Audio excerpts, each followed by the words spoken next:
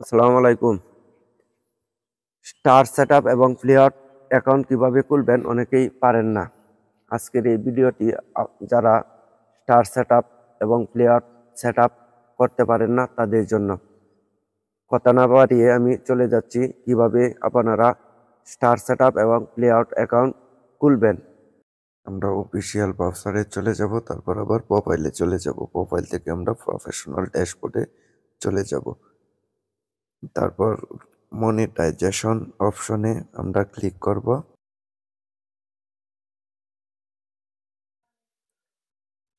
Player setup,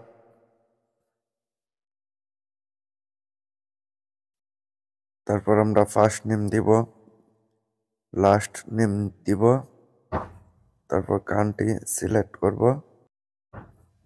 তারপর নেক্সটে click করব, আবারও কান্ট্রি সিলেক্ট করব,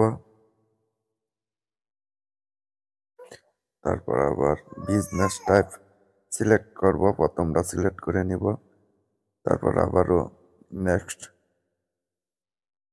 বাটনে ক্লিক করব,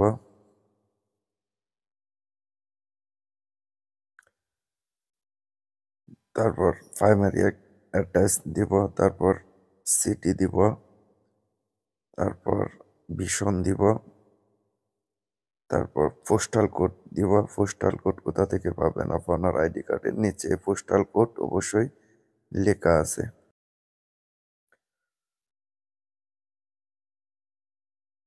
সচ্ছল একটি ফোন নাম্বার দিব, তারপর একটি সচ্ছল ইমেল নাম্বার দিব, তারপর আপনারা টিন সার্টিফিকেট অবশ্যই দিতে হবে। টিন সার্টিফিকেট অবশ্যই বানিয়ে নেবেন, কম্পিউটার দোকান থেকে টিন সার্টিফিকেট দিয়ে দিলাম, তারপর টিক চিহ্নটি তুলে নেবেন, তারপর আবার নেক্সট বাটনে ক্লিক করবেন।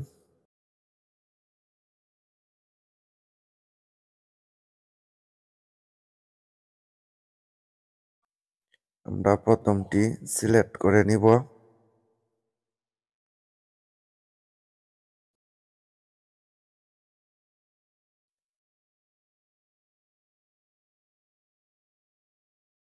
আমরা সুইপ কোড দিব। আমরা সুইপ কোড কোথা থেকে পাবো? আমরা গুগলে সুইপ কোড ব্যাংকের নাম দিয়ে সুইপ কোড চার্জ দিলেই গুগল থেকে সুইপ কোড দিয়ে দিবে আমাদেরকে। তারপর আমরা আবার ব্যাংক অ্যাকাউন্ট দিব। কখনোই ভুল করা যাবে না ব্যাংক অ্যাকাউন্ট নাম্বার, এই দিকে আপনারা একটু লক্ষ্য রাখবেন।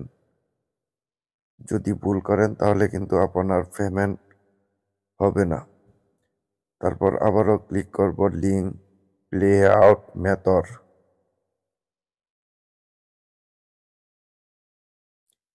অ্যাড ট্যাক্স ইনফোর মধ্যে আমরা ক্লিক করব।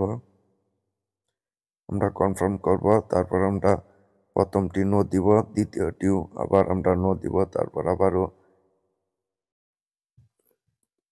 কান্ট্রি সিলেক্ট করব।